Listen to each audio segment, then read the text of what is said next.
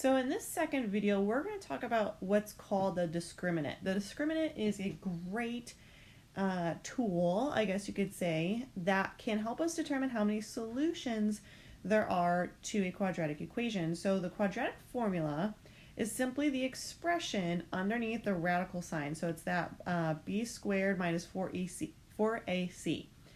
And what I could do is I can just determine what the discriminant is equal to see, well, how many solutions am I going to have?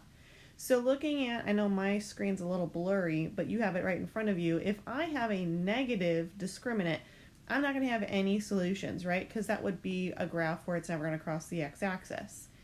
If I have, or if my discriminant is equal to 0, that's when I'll only have one solution, okay? And if I have a positive value, then I'll have two outcomes, two solutions.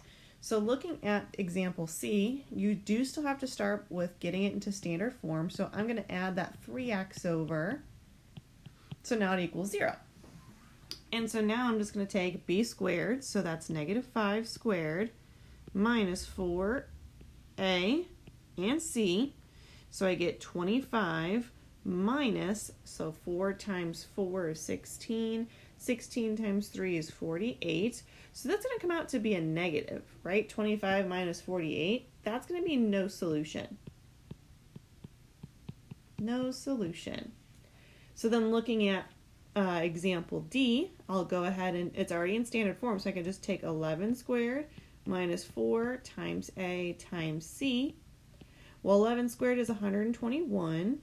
And then 4 times 2 is 8, times 15 is 120.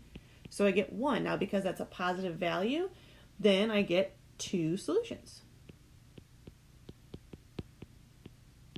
Two solutions. So then why don't you guys try numbers 7, 8, and 9 on your own? So then in number 7, you should have done B, which is negative 30. Squared minus 4 times 9 times c.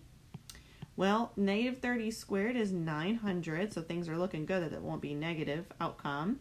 Then 4 times 9 times 25, oh, interesting, that's 900, so that is an outcome of 0. So that means there's exactly one solution. Then in number 8, I would have done negative 5 squared minus 4a and c. So negative 5 squared is 25 minus, well, 4 times 2 is 8.